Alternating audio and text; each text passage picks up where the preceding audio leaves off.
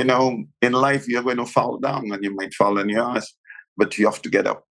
You have to get up and go again. Never sit down and say, life is too bad. Today, it's not going to work. It's going to work every day as long as you want it to. You have to make it. Welcome to Came Here to Love, a podcast hosted by me, Liz Logan, where we explore heart-centered conversations with visionary leaders from around the world. This podcast is a journey into wisdom, a path to transformation, and an invitation to catch the highest vibration of all, love. So get ready for a really beautiful episode on Came Here to Love, because today I sit down with the man behind the most famous bar, maybe in the world, but for sure in the Caribbean islands, in Mustique. I sit down with Basil Charles, who grew up in the island of St. Vincent, which was right next to Mustique. And eventually, after a really rough childhood, he would move over to the newly developed island of Mustique to see what opportunities might await him. He met Colin Tennant, the recently deceased Lord Glenconner, who was developing the land. Tennant gave Basil a job of barman in the only hotel on the island, the Cotton House. And this is where Basil would start his success. Eventually, Tennant opened a standalone bar right at the ocean in which Basil, at 29, could work his magic and name the bar in the honor of his proprietary Basil's. Basil's personal life would probably be a book on its own, but to stay to the story of the bar, in 1981, several patrons, including Princess Margaret's son, tried to buy the bar and convert it into a private club to keep the wrath out. Basil won that and owned the establishment, keeping the friendly doors open to all. Basil came to serve cocktails to the late Princess Margaret, the Duke and Duchess of Cambridge, Amy Winehouse, Mick Jagger, Kate Moss, and when the time came in 2011, he would receive a coveted invitation to Kate and William's royal wedding. Basil definitely made the cut. He still mixes drinks at Basil's Daily, despite having sold it to the Mustique company 2 years ago. You have to love what you do more than anything else to be a good host, he muses. When I handed over Basil's, I said, for 40 years, I don't remember a single day that I didn't want to go to work. I am the luckiest guy because I'm always home when I'm there. Every day presents something new, and I never know who will come by. This is who we are talking to today on Came Here to Love. Get ready for this exciting conversation. Today on Came Here to Love, everyone, we are sitting down with Basil Charles of Mustique Island is how I know you, but you were just telling me that you also own a hotel in St. Vincent. And a restaurant that I had there for about 30 years too, a small restaurant. It's amazing. So let's dive right into your story, because you are such a fascinating human. And I feel like you've done so much in the short time you've been here on Earth. And so first of all, take us into where you were born, and then we'll travel the journey. I'd love to eventually end up at Basil Bar, which is what you're most famous for. But let's go ahead and walk through your path. Where were you born? I was born in St. Vincent in a small village called Choice Village at the city called Biabou, Biabou. It's on the eastern side of St. Vincent, eastern coast, open to the Atlantic. And I grew up there for a while. My mother died when I was 9 years old. I grew up with my grandmother, went to school there, and things were really quite terrible. Yeah, a rough life, right? It was a rough life. I more or less leave school and went to work. Was that pretty typical of the island? People who don't have any other, I had my father was not there to do anything. We had no money. And so I started work at the age of 11, actually. I was going to school and work. And then by 14, I started to work full time. What was your first job? My first job was in the church, would you believe? I love it. And what did you do for the church? I grew up in the church, so I became what you call a sacristan, which is help the priest and shine all the candlesticks and get things ready for the mass. It's a very important job. Yeah, very important job. I think mostly people do it for nothing, but I think the priest said we were supposed to. I got paid like $11 a month. Wow. in those days. Wow. What year was that? I mean, I was like 11 years old, so that's a long time ago. I was born in 1947, 11. So it's in the late that's a 50s. long Yeah, few years it's a long ago. time. A few years ago. Yeah. So you started working at a very young age. I mean, I just want to honor just your childhood because you have a remarkable story and one which I really want to highlight today, which is that you didn't come from a lot and you've made such a beautiful life for yourself. And just the fact of losing one parent and then having another one not really there. I do think that it's an amazing story that you had your grandmother. She was basically the one that taught you how to be who you are. Was she a good one? Yes. Yeah. Well, she was all very loving. I mean, she thought about giving and never want anything in return and everything. She was very spiritual, my grandmother. Mm. I think she's responsible for who I am in many ways. Mm. She gave you the tools and the wisdom teachings, it sounds like, for you to navigate your life. Absolutely. Mm. What was one of the things that stuck with you that she taught you or told you as a child or as a young boy? I think many things she taught me, but one of the things she taught most was, we were very poor, and so you come home and you see, and I complained to my grandmother about things. We don't have this, we don't have that. And she said to me one day, all you do is complain. I'm an old woman. You're a young man. You have to, if you want things, you have to go get it. And she taught me about love and giving. Giving was one of the most important things. Giving without asking for anything in return was very important. Well, that surely shows up how you live your life. Yeah, I try my best to do. You're so cute. You're so cute. Well, so then from there, you're a young man, and now you're living in St. Vincent working. And then how do you end up on Mustique? How does that journey take us through that? How do you end up there opening one of the most famous bars in the world? Well, things happen so quickly, and so much things happen during those early years. I did things for 6 months. Number one, I went to a mechanic. I became a motor mechanic, worked for that for a little while. Then I worked in the city with the gentleman, and I had like 2 jobs. I worked as a salesman in the day, and then he had a kind of nightclub called the Round Table. And so I went there as to help. And after a while, him and his manager had a fallouts, and he said, you could do it. So I took it over for a while. Wow. And this was still in St. Vincent? Still in St. Vincent. Okay. And as I said, so much things happened so fast to time. Then I went to work on an island called Petit St. Vincent. Oh, I love Petit St. Vincent. Oh, I love it. Which is just a resort. Mm-hmm.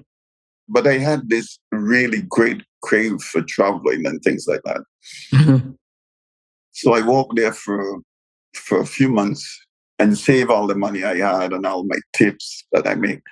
And in those days, the Canadian government had given St. Vincent, the islands, two boats called Federal Palm and Federal Maple.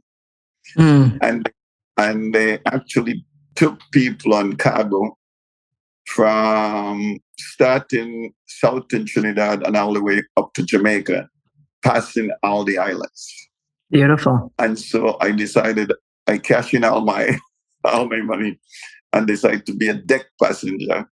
You could be a cabin passenger, a deck passenger. Since I didn't have enough money, I became a deck passenger and decided to go to the islands. That's amazing. That's amazing because you had never really seen all the islands at that point. No, it was a remarkable trip. And I come off on this island, go and then catch up with the boat. It was always I wanted to see what was happening here and what was happening there. Yeah. In the You were curious about life, don't you think? You've always been very curious about life. Totally and completely. Yeah. Anyhow, I stayed off in Montserrat and lived there this was 1970. So I lived in Montserrat for about 9 months for the rest of 1970. And in December, I decided to come home and see my grandmother, who was still alive.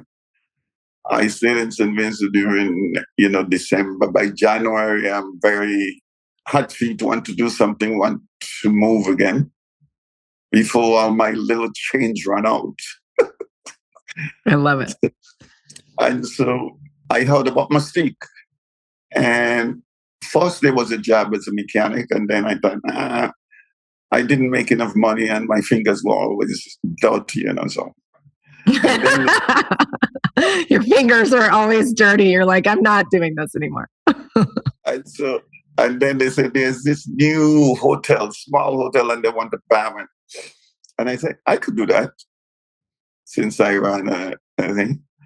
And coming over to Mustique was really such an adventure.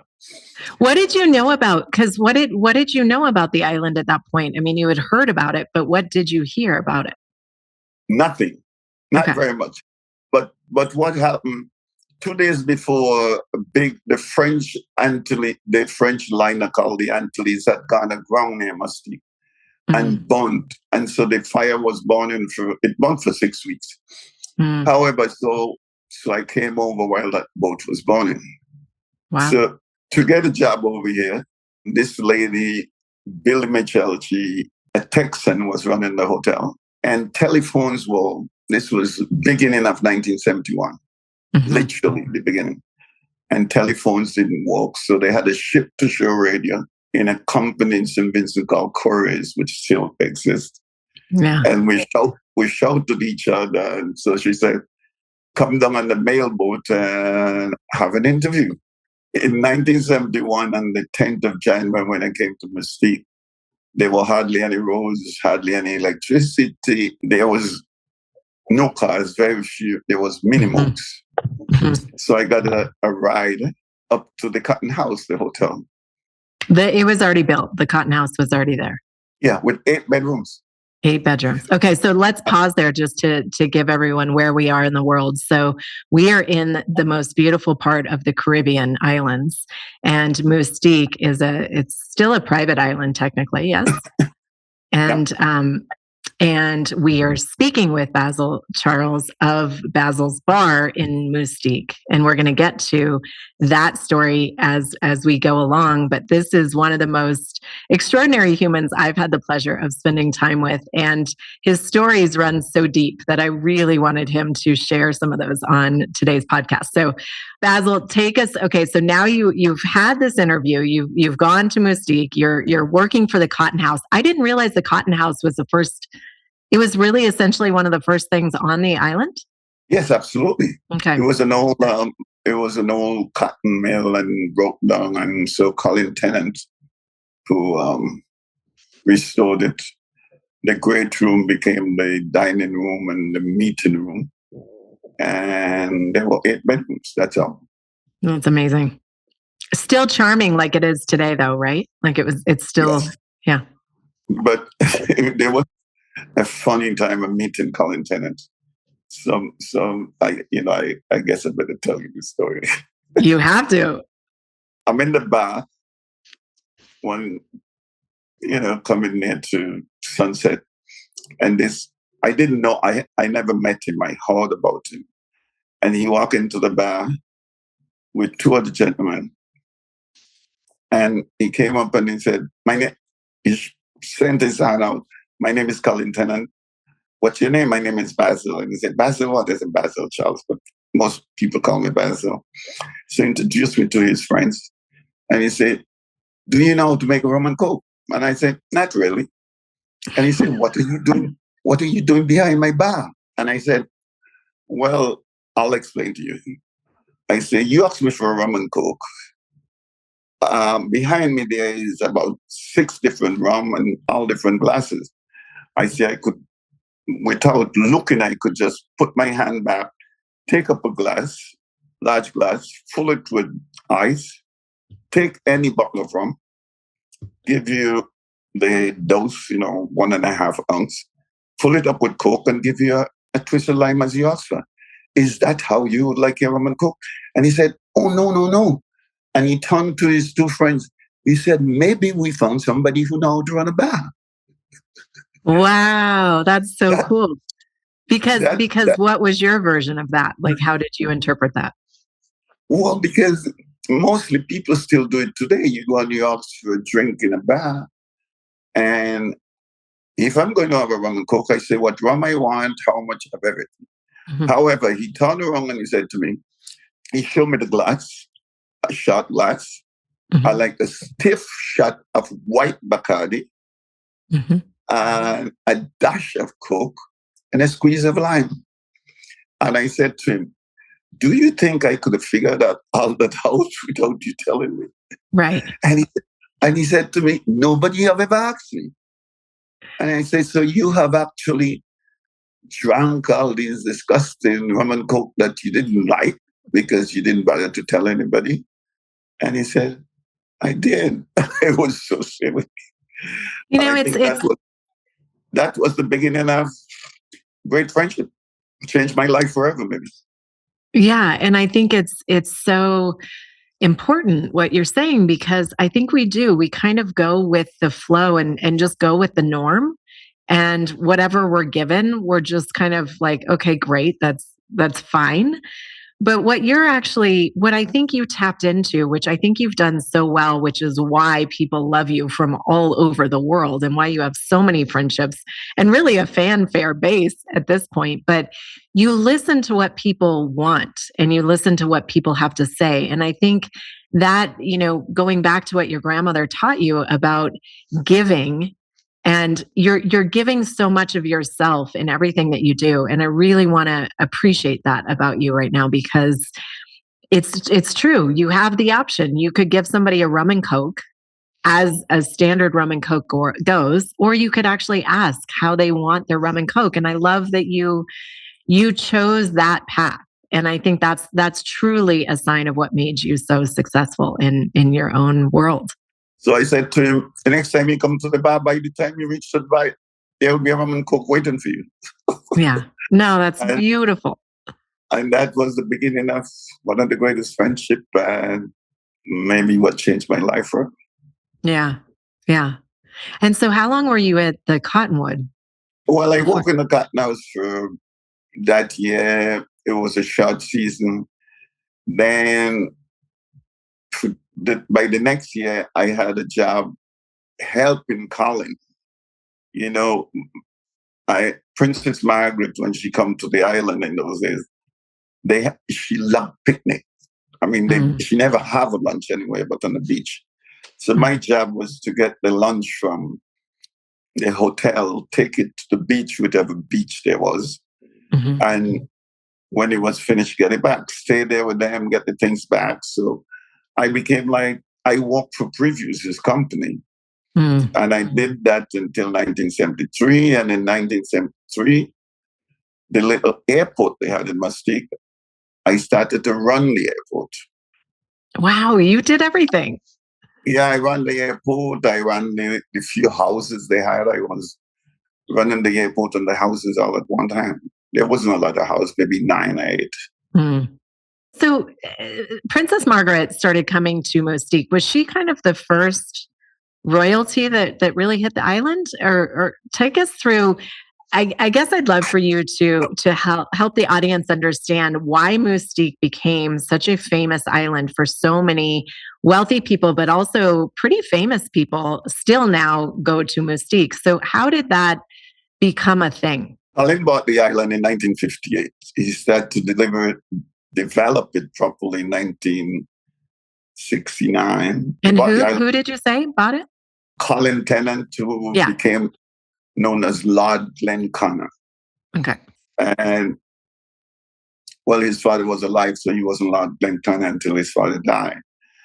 Colin, he started to make roads and sell plats and to people to build houses.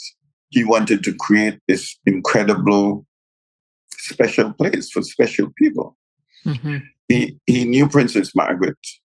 And when she was getting married, he said to Her Royal Highness, would you like me to get you a present that I could wrap in a package? Or would you like a plot of my land from my island that I own in the Caribbean? And she said, I like a plot of land from your island. Wow. That's how what a wedding gift. Yes. And she came later, she built a house and was coming once or twice a year. And lots of people came. Mm. So but when I got there in 1971, there were only 3 houses built. Mm. Princess Margaret, Her Royal Highness, did not have a house yet. Mm. There was Fibbleston, there was Seastar, and there was Blue Waters. All the other houses on the island, I actually seen them all built. Wow, you've been there a while. So when did Basil's Bar come into play for you? Well, Colin Tennant in 1976 sold 60% of the island to Hans Neumann, a Venezuelan, mm-hmm. which was the managing share. By then, I had worked for the Mustique company and Colin company for 5 years. So he said to me, I sold the island. I don't know if these people want to give you a job. However, I have this little bar down by the thing. I had actually did a short spell around in the bar for the owner. It was a tiny bar by that time. And he said, how would you like we should set up the bar and make a bar and restaurant. The island needs some place for fun, some fun place for people to go to. Because Cotton House is the only place, and it's what it is, but it's a little bit, nobody wanted to come out of the beach and walk into this big room and have a drink at the bar by themselves. He said yes, and we sat down. Around that same year, it was his 50th birthday, where he was having a huge party anyway. So the bar was put in place, and we did the first actually party did some of the parties for his 50th birthday. Wow. And that was the beginning of Basil's, or was that was still his bar and then it became Basil's? Well, it was his bar.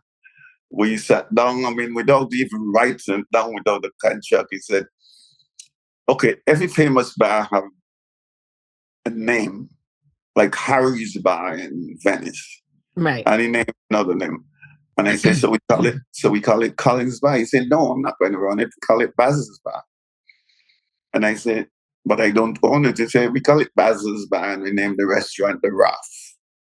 Because he was on the Raft when it built out into the sea. So it was Basil's Bar and The Raft restaurant.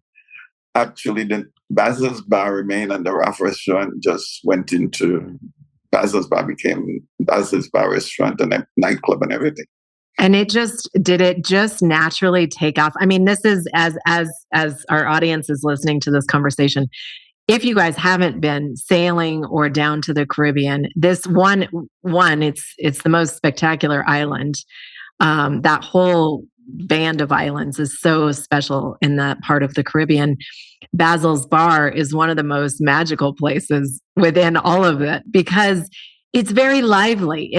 You've done such a great job of really curating this combination of laid back experience, but also community. It really is kind of the hub of the community of Mustique, where everyone gathers and has fun and meets, right? For all the different nights. I'd love to hear a little about the theme parties that you've been having and the jump up nights and some of the guest appearances that have come into the bar just as participants, but have really contributed to the success of what Basil's has been known for. Well, number one, there was no other place on the island. There was Cotton House, and nobody, as I say, it wasn't so laid back. It was kind of stuffy, even if I say so. And so they want a relaxing place. We opened the bar. We started as a bar. And the bar was a small place, so we had a long bar, and we made toasted sandwiches at the end of the bar. That's how we started. So we had a bar and made toasted sandwiches and small menu with toasted sandwich and things like that. And you could come in the evening and get a toasted sandwich, and we had a thing. If you would like to have dinner, if you give us 24 hours notice and tell us how much, we would do it. But we started a Wednesday night barbecue. So every Wednesday night, we started to make a buffet dinner, and we invite everybody to come. Well, in those days, everybody came, from Her Royal Highness to whoever's on the island. Yeah. They all came to the bar and have, the bar was small. Of course, we expanded and make it to, as people come, we make it bigger and whatever. But we had lively music from the stereo. Later on, we started to have a band. So it was like, it took off. I mean, it had the life of its own. And I was there all the time. I did everything. I served all the drinks. I made drinks. I cooked sometimes. And I danced with everybody. And well, you became the reason people came. I mean, honestly, it was your show, and it was your incredible genius of just this magic creation that I think everyone just felt. Every time I've been to Basil's, which I started sailing in the Caribbean when I was in college, and then later in my 20s, and every time you go into that space, it's like a big hug. It's just this warm welcome embrace of like, you've made it somewhere special, and there's magic that happens here. And the walls, like, if you don't have many walls because you're right on the sea floor, and it's magical that way as well. You've got this turquoise water at the floor. But if the walls could talk, what would be some of the stories that the walls of Basil's Bar could tell? Like, what are some highlights? There was a couple of really funny highlights. As the bar got going, people started coming. I remember one evening I was invited for dinner, and there was Her Royal Highness was in Mustique, but she was going on to somewhere to do something for engagement. So she had a hairdresser called Sophie. And so Sophie and I, we started chatting, and we got invited to dinner with somebody. And the dinner was so boring. It was unbelievable. So we went down after dinner. We got into my Volkswagen, and I went down to the bar. And actually, I didn't own the bar at the time. It was just, that was the funny thing. The bar was just there, and it was called the Sand Dollar. And so we went into the bar, and Her Royal Highness was sitting there. And then a few people, and this lady and I, we asked him to put on the music. We started to dance. And, the bar's right on the beach. Mm-hmm. We thought the dinner we had was so boring. So we danced, and then we actually just took our shoes off. Mostly we didn't wear shoes anyway in those days. Right. And we went down to the beach, and we were just dancing on the water.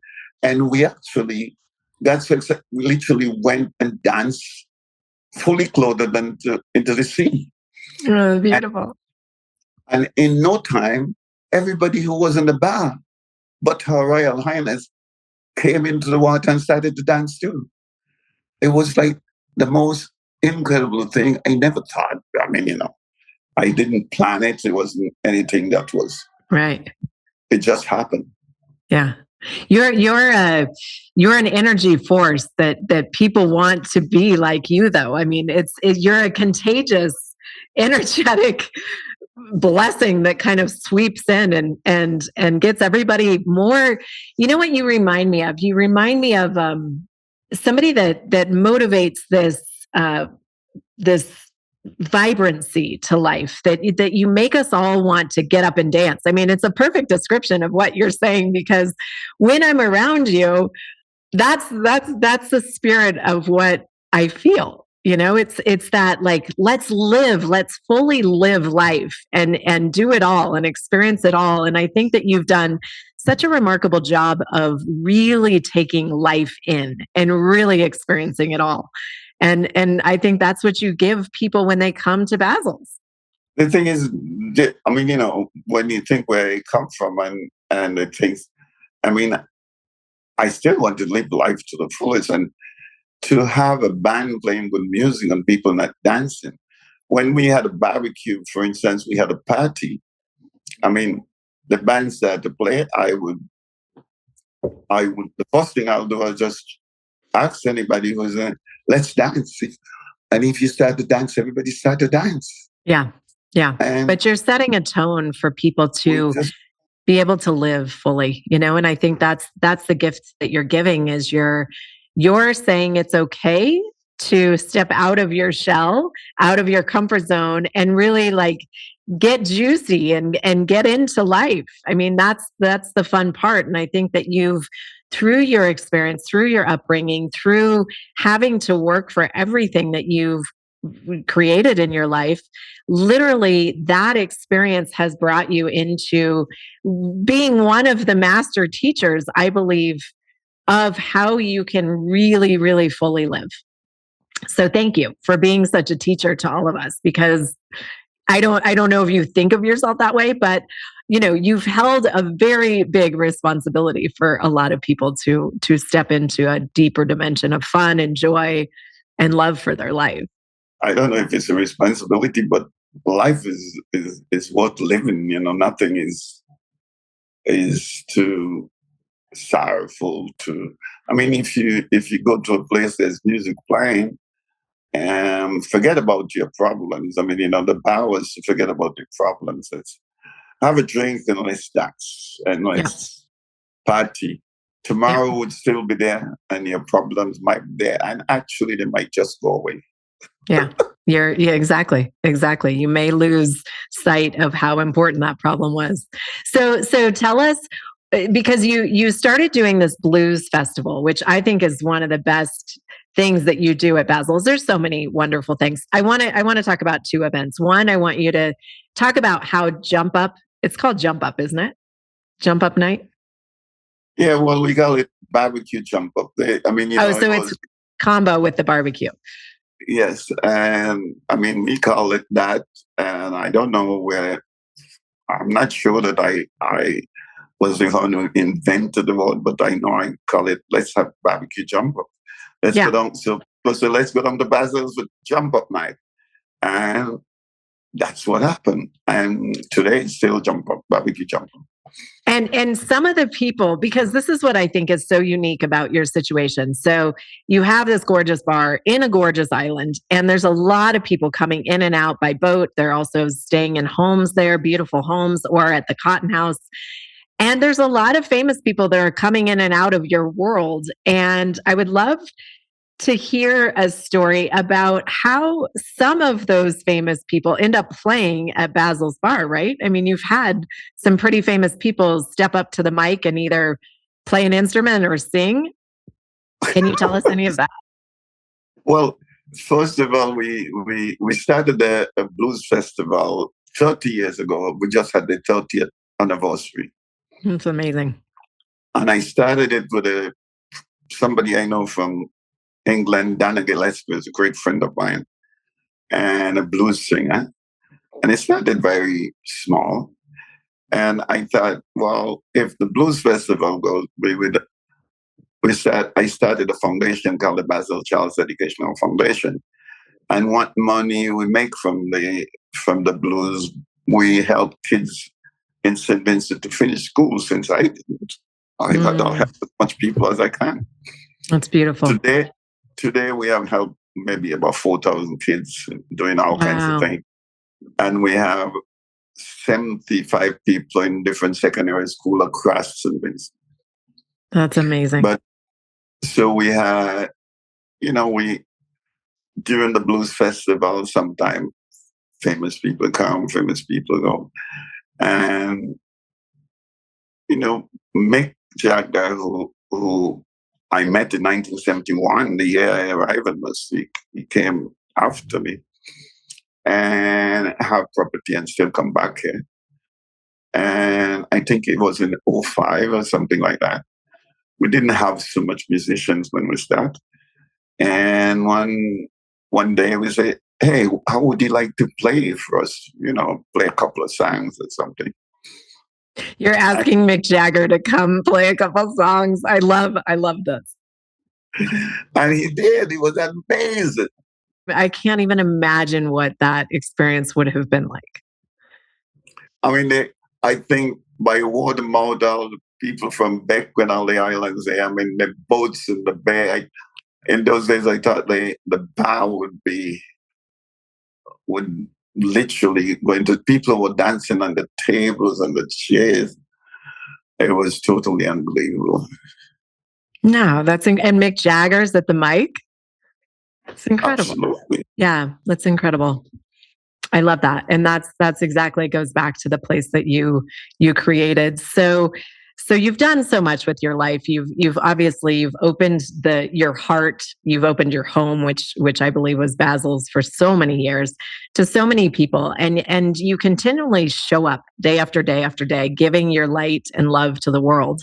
I would love to know if you could go back and tell your younger self, your boy self, your 10-year-old self, something that you wish you knew then. Is there anything that you would go back and say to that little boy? The thing is, if you wish you knew, if you know all these things when you're too young, I mean, I'm not sure you would walk so well. But I would actually say to my little boy, anyone, in life you're going to fall down and you might fall on your ass, but you have to get up. You have to get up and go again. Never, ever satisfy. Never sit down and say, life is too bad. Today, it's not going to work. It's going to work every day as long as you want it to. You have to make it. Yeah, you have to make it. Yeah, and I do think that it is one of those things where you don't go back and you want to change the history, because it has shaped who you are, and all of the lessons that you needed to go through, you had to go through as part of your human curriculum to get to where you are.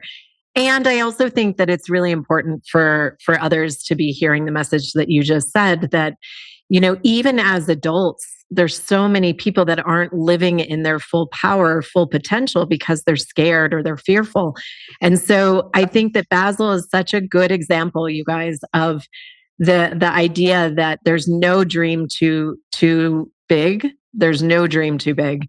And that you got to keep going. You got to get up and do the hard work and show up. I mean, I think one of the beautiful things is that you've shown up every single day for your life. Like, you wake up, you show up, and then life presents itself to you, and you get to choose how you're going to react to that. So it's a really, really important lesson.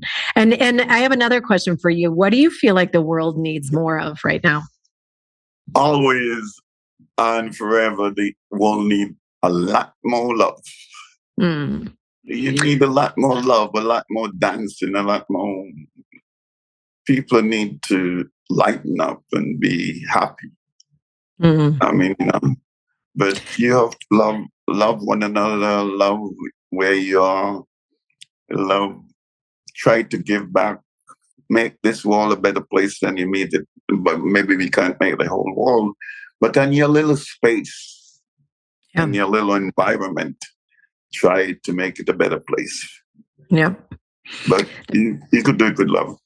Yeah. So the podcast's name came here to love, and that's exactly why we named it that, and why I wanted to do these interviews, because we are love. That is our core being. That is the basis of everything. We are love. And when you say the world needs more love, it's for me, that interpretation is this external giving and letting love out, but it's also this acknowledgement and this realization that we are the vibrational frequency of love. We are that energy. And when you become that real essence of who you are, then it's very easy to go out and be love and spread love and give love because you're acknowledging that deep internal place within you that we all are that one united love. So yeah, thanks for bringing that up because it is the premise of why we're doing these conversations and to remember who we really are and how easy it is to give love, to be love and to show up as love. Absolutely. Share it. Yeah. Yeah. So what I have to tell one of my favorite memories with you. It was actually, do you remember when we were in Mexico? We brought you to Mexico because we were working on a project of opening a secondary Basil's bar. And we were in Corrales in July. I think it was July because the rains were there. So we decided we were going to dinner.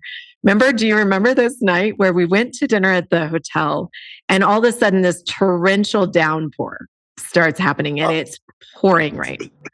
And we are literally, I mean, it's raining sideways. You can see the walls of water just coming at us. Everybody else in the restaurant scatters and they go back to wherever they're staying. And I'll never forget you with an umbrella, just underneath an umbrella in this rainstorm, just all this wind howling. And eventually the kitchen staff says, well, if you guys aren't going to leave, why don't you come into the kitchen?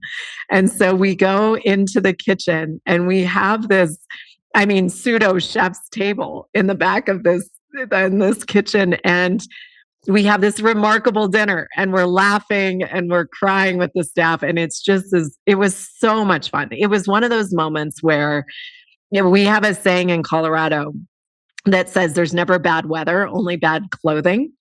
And it kind of reminds me of what we were in because we were in this torrential, it wasn't hurricane force winds, but it was definitely a big rainstorm. And it was a big rainstorm. And it was just magical. What happened, what we created out of that was such a beautiful remembrance around how you can make magic in life, no matter what the circumstance. So they invite us to come into the kitchen and have dinner. It was so beautiful. It was like being invited into their home. And I felt like part of the reason that happened is because I know